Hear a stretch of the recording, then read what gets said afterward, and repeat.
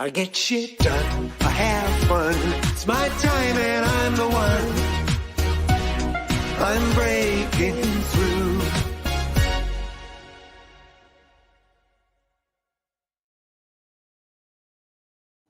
Hello and welcome to another episode of the Business Renovator. I'm your host, Coach Phil. The title today is HVAC-R Pro's Journey, Merging Sales, Motorcycles, and Travel. And if you don't know what HVAC or HVAC-R is, well, stay tuned. You'll find out. As always, if you're watching us live today, thanks for being here. If you've got a comment, shoot it our way.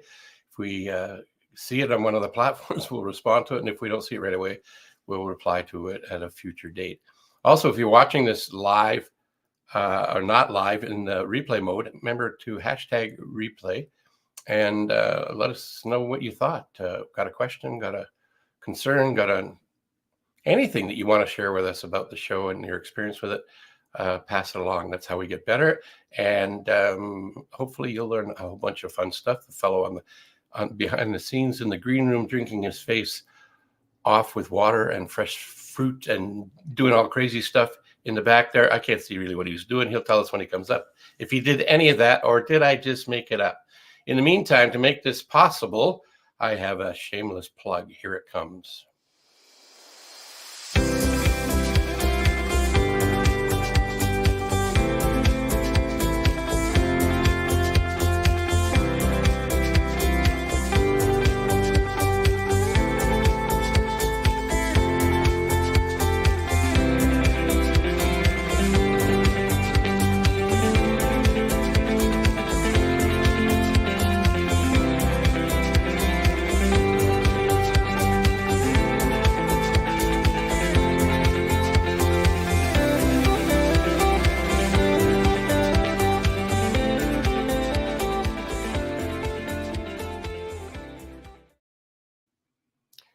If you're a business owner and want to get an idea where you're at with your business growth,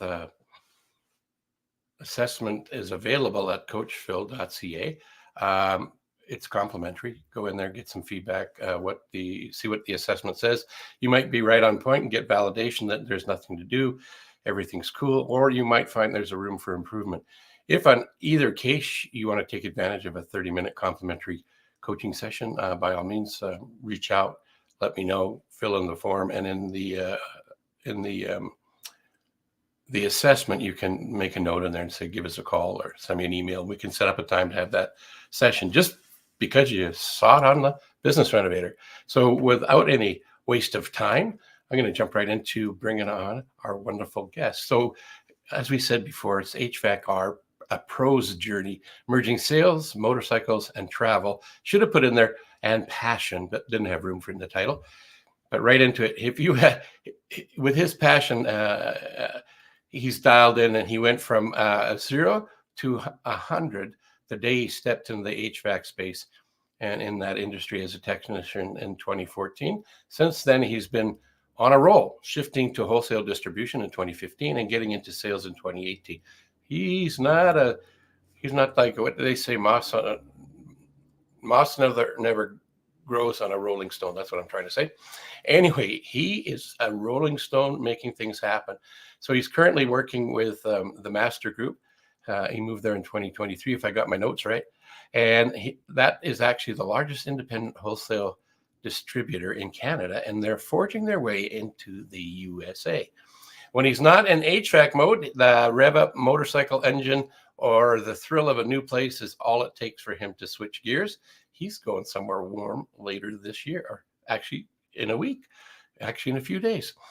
So remember, we're here to learn and see how we can make a difference in the world. And this young fella is going to help us learn a little bit of what he's all about and the industry itself. So I'm going to bring him up. His name is Michael Harper. Hey. Good morning, Phil. How are you? Doing well, thanks. How about yourself? I'm wonderful, thanks. Thanks for being here. Good. And appreciate you taking time out of your crazy schedule, because you told me right after this you got to hop off. You already got a meeting set up and you're going. It might be Friday, but you're not going to the coffee shop or the bar. You're going to do some work. So you got it. Man. That's it. So tell us a little bit about yourself? Maybe something I missed in the intro. How far back do you want me to go? Is there a funny little story? I wouldn't necessarily say a funny little story, but just how life evolves and the journey of learning what not to do and what you don't want to do, and learning about where you want to be and of how life shifts at a moment's notice, and it just kind of keeps plugging along from there. So, I mean, we can go back as far as 20, 2010, 2009. I did Sears shipping and receiving, as well as doing factory work for a couple of years before I got into HVAC. Had a long drive with my brother one day, and he suggested it. So applied for the course, did 3 years at George Brown, and here I am almost 9 years later. So I like all of that. And there's something you said in there that caught my attention, and that you said life shifts. And what I liked about you, and why I thought you would be somebody that should be on here and people should hear from today, tomorrow, or 6 years from now, whenever they hear this replay, is that attitude I picked up that you have. I kind of joked about, the Rolling Stone and no moss grows on it. Well, you really are that guy. It's no joke. And when you said life shifts, yours shifted quite a bit, and you didn't look at it from a victim mindset. At least if you did, not for very long. You always seem to be, my sense was you always seem to look at what's the opportunity, what's the gift, what's the gain in this for you, to live, to have the rev of the motorcycle engine metaphorically permeate your existence. That's my assessment of who I see you as. Yep, 100%. I never look at anything from a victim mentality, especially from myself. I always find the opportunity. So it could be something that is negative, and we all have, things that are negative in our life, whether it's, something didn't go well at work, something didn't go well at home, or, you have a big impact in either your work life or your personal life. But there's always going to be a positive opportunity. You just need to find it. Yeah. You can find it. It's not going to stick out like a sore thumb, and it's not going to roll by on a truck. So you just always have to stay positive and always look at the brighter side of things and constantly push yourself to go further. Yeah. There's a book written by Dan Sullivan, who's in the coaching space. He's done really well for himself and the people that have worked with him. He's written a book called 10X versus 2X. It's actually not quite the title, but I'm going to ask you a question. I'll put you on the spot, not to embarrass you, but just that everybody gets an idea what we're talking about. Yeah. What's easier in life and business? What's easier, 10X your life or 2X?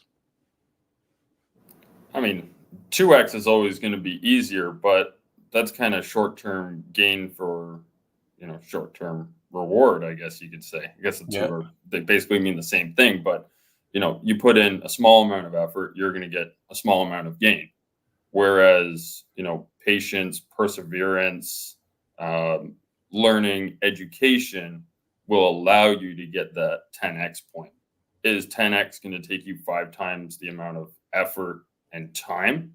Of course it is, but it's going to put you that much further ahead as opposed to only doing things in a 2X standpoint. Yeah, I like the way you describe that. It's kind of parallel to how Dan talks about that. And what way he describes it a little bit is the 2X, because we already know how to do that. It's like an increase in whatever the goal is, whether it's your bank account, your exercise regime, whatever it is.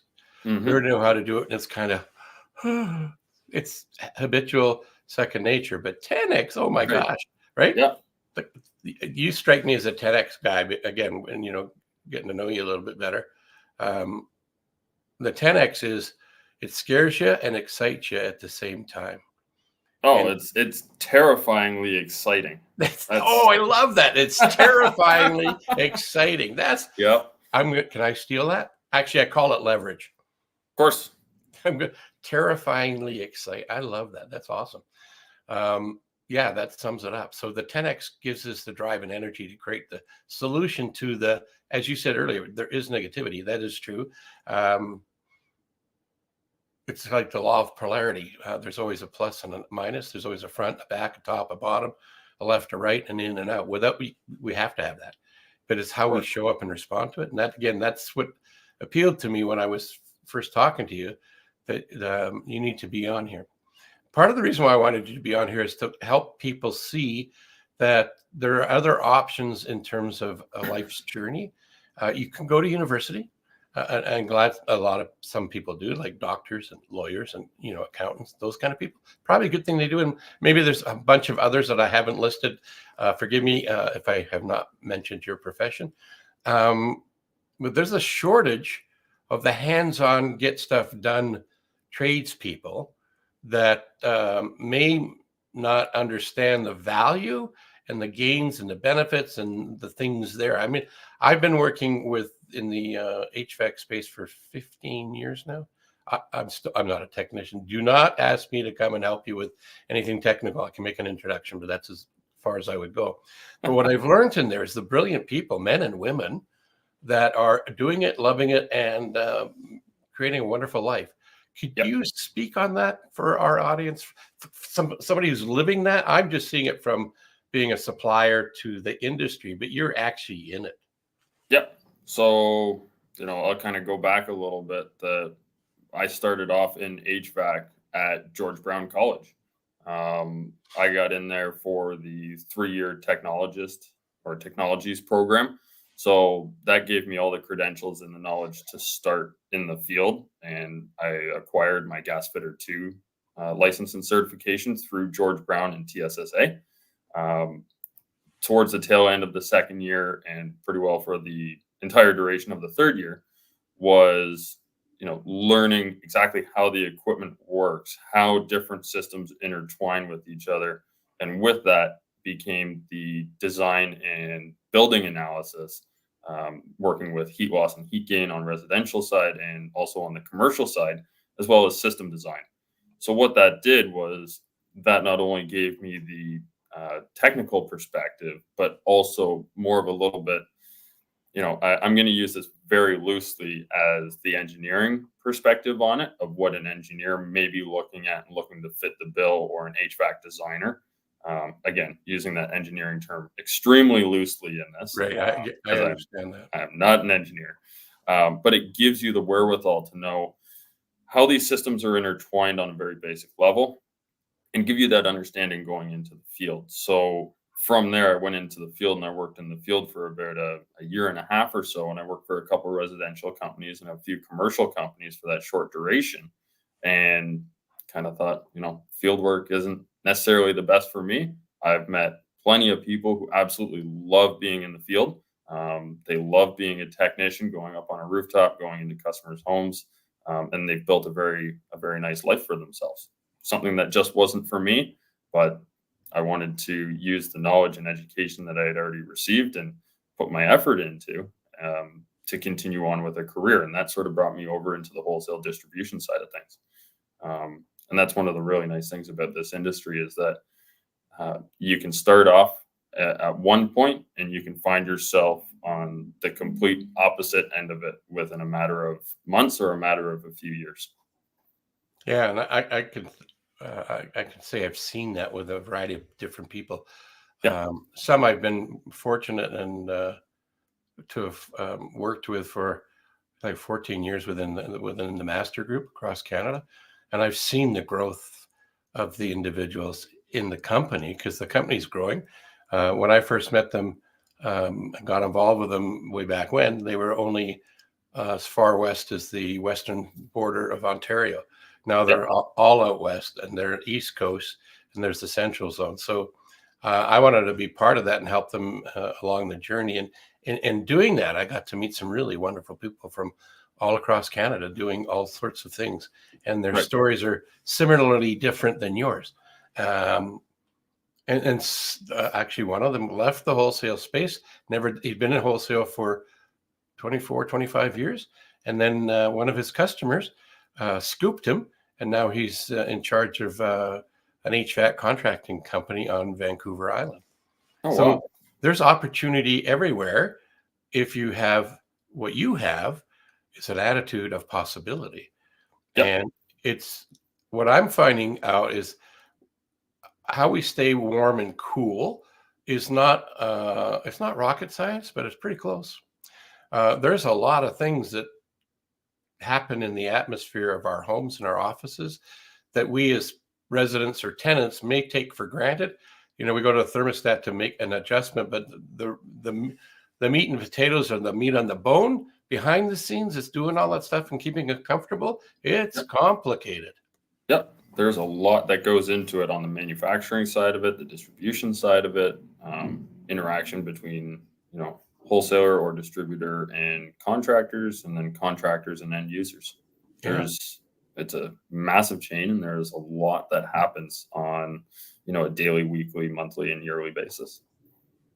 And it's always evolving with technology because of the way the world is evolving. Ecosystems, cost of fuel or energy to power it, to make it work. It's a complicated beast. And when you say engineers, is actually engineers that do engineering in and around this complicated technology.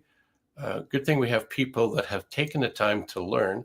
The bad thing is what I'm hearing on the street is there's a shortage of technicians available to do the work. Yep. Have you heard that too? Yeah, I've been hearing that for a while. So why I'm doing this show partly is to maybe we plant a seed with some people that are on the fence what to do career-wise, and whether they get into plumbing or heating and ventilation and air conditioning or some other trade. All of the trades are hurting with individuals to come into it because they might see it as really not as sexy as other careers. And it seems to me you've done all right in it. Yeah, I think I've done pretty well so far. I've had some amazing mentors over the years. There's quite a few people that I could name and list, but we'll leave that for another time. Right? We don't have a release to use their names. Exactly. we won't go there. There's been a lot of people who have taught me, mentored me over the last 8-9 years in the trade. And when I was in the field, the folks that I worked with in the field and that I worked for in the field, I learned a lot from. And that's one of the greatest things about this industry is that you will always continue learning something new. Every week, almost every day, I'm learning something new about, it might be refrigerants, it might be the technology, it might be something that's emerging next year. It could be slight product changes, it could be internal changes. There's so much that is happening in this industry at any given time that it's very difficult to know it all, but you can be very well versed in a lot of it. So because there's a lot of like you said, you can't know it all. How do you stay on top of that? What's your strategies? My strategies to stay on top of that is being as well connected as possible. So I try and talk to my vendors weekly, if not bi-weekly.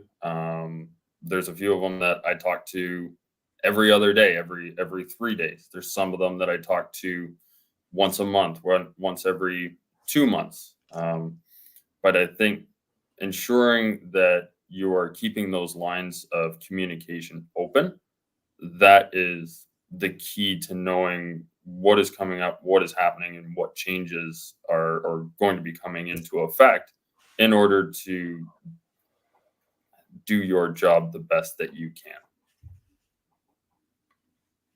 Yeah, I like that. I'm making a short list of nuggets to summarize the end of the show here.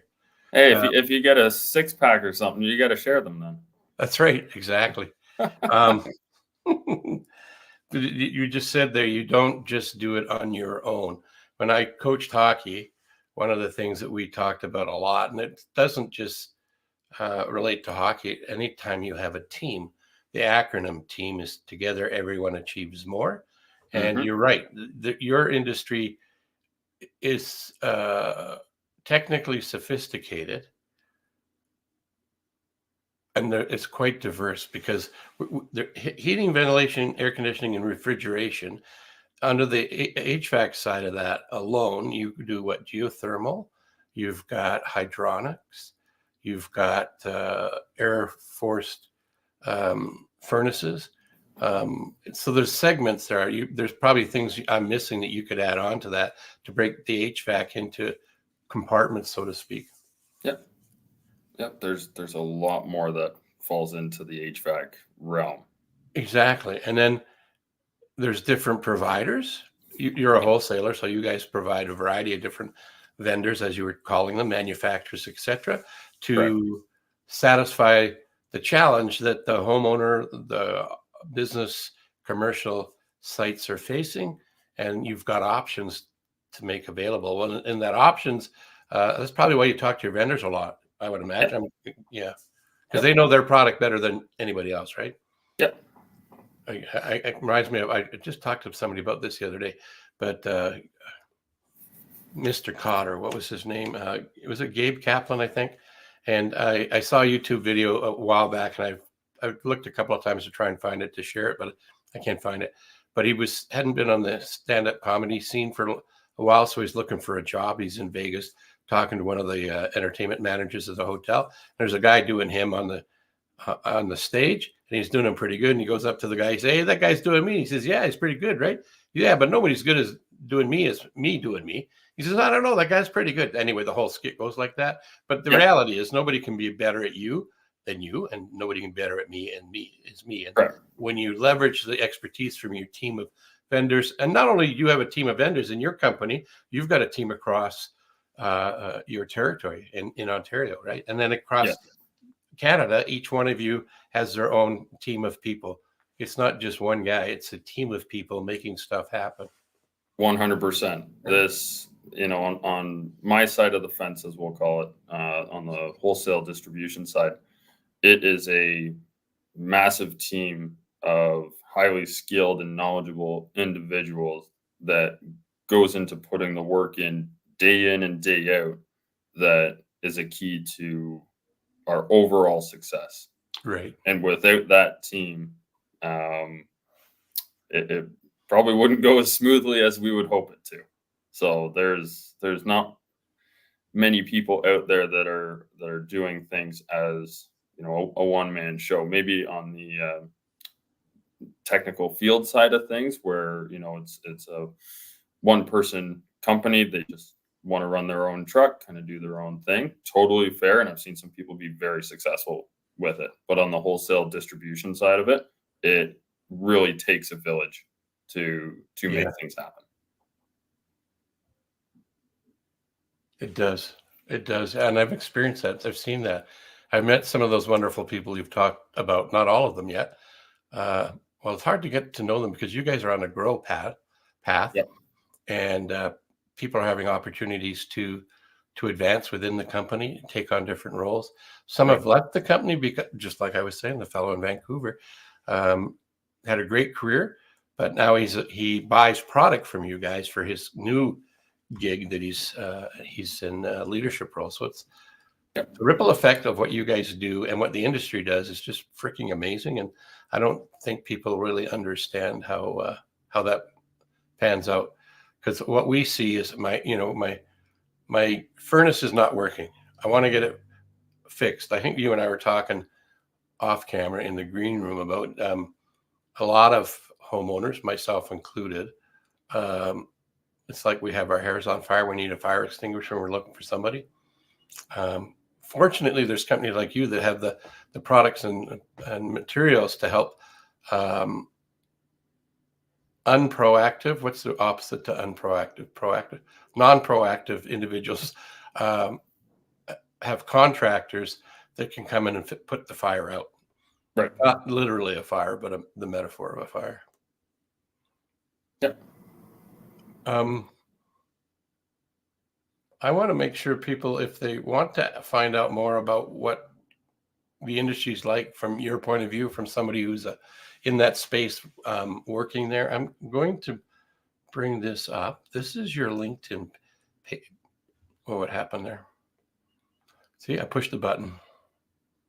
I was trying to add that to the stage. There we go. And it's really hard to read this up here. So I'm going to make it easy for everybody. It's right there. So if they want to connect with you, all they have to do is find you right here and send you a message, maybe tell you how they found you. And if they have a question about maybe a career, maybe you can, not that you're a career counselor, but you can share your story, give them some insights, the potholes, things to be aware of, and then what are the opportunities that you've seen and what you heard or what you're hearing, what's coming along. Of course. Yep. Cool. Anybody is free to reach out to me via LinkedIn. Just shoot me a quick message and we can connect. Absolutely. And this is at the bottom is where you can go to do it. LinkedIn and Michael Harper with that big long number, but it's right there. If you're watching the video, just pause it. It's easy peasy, lemon squeezy. Anyway, there you go. If there was a nugget, a gem, a thought that you would like to impart on our guests that are watching it now and or in the replay, what would that be? I guess the thing that I would say kind of sticks out the most to me is don't be afraid to try something new and fail at it. Because failure is the thought pattern of learning what went wrong and what you can do better next time. Yes. How you can learn from it, how you can grow from it. Because if you do everything perfectly the first time around, you've never really learned anything. And more often than not, we learn the most out of failure. So never look at something as you've failed to do it or you're a failure. Think of it in a way that you have learned something that you can apply to another situation later on and you can improve. Yeah, I like that. What I'm looking at, if it looks like I'm not looking at the camera because I'm not, I'm looking in the back here for a banner, but I don't have it here. I thought I did. I think what you said is brilliant. It's a great reminder. I see FAIL as an acronym. And if you think of the acronym, it's FAIL, first attempt in learning. So you just said that. You explained the definition of the acronym. So I thank you for that. I don't have it to show as a banner, and I won't bother creating one on the fly. It takes a little bit too long to do that. I think that's brilliant. I always try to beat people to the punch if I can. You did, and it was brilliant. It was like you gave me a softball, right? So I could there you go. Get out of the park. And we did not pre-plan that. Nope. The only thing we might have pre-planned was I told him we're going to ask him to share a nugget that he felt would be beneficial to all of you, and that was a great nugget. And made it easy for me to wrap something around that. I'm going to invite you to stay for a little bit as we wrap this up. One of the things I say often is I'll ask you a question. What's one thing about the show I hate? It has to end. Because like you said to me earlier, you've got a meeting you got to get to. Once we get off this, your calendar's plugged in for a little bit, so you want to go off and service your customers. So thanks again for taking time in your crazy schedule. Don't go away. Stick with me for a little bit, and I'll be back with you. Again, thanks for being here. Of course. Thank you for having me. Well, okay. I made a list of a couple of things, and life shifts. And it reminded me of it's not what happens, but it's how we respond to what happens. So there's a young fellow who's living that, not just talking about it. Be connected. He's connected with his vendors. Who else could you be connected with? It reminded me of the acronym TEAMS. Together, everyone achieves more. And terribly exciting. I love it. It's brilliant. And FAIL. He landed this perfectly. FAIL. First attempt in learning. If you want to learn more about that, go check out Sarah Blakely. She's a self-made billionaire with a team of people because nobody does it on their own. But she created a product for women and she supports women. But she also is a mom of 4 and she has a wonderful husband. But a lot of lessons. She's a self-made billionaire with the help of others. And she did it with $5,000 and initially to get the business going. And a lesson she learned from her dad, he would, at the supper table, or anytime they had a gathering like that, he'd ask her and her brother, what did you fail at today? And if they didn't have something that they failed at, he was disappointed.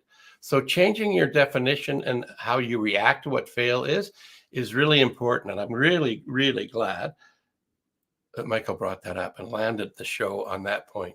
A couple of more things to wrap this up real quick is this. I want you to go and be you. The you is deliberately like that and wonderful because it represents you. You're unique and you are wonderful. So continue being like that. Don't be afraid to fail. Take on new opportunities. Put yourself in places where it's terribly exciting to move forward. So until next time, I'm Coach Phil, and have a wonderful rest of the month, actually. And we'll see you on another episode of the Business Renovator. I get shit done, I have fun, it's my time and I'm the one.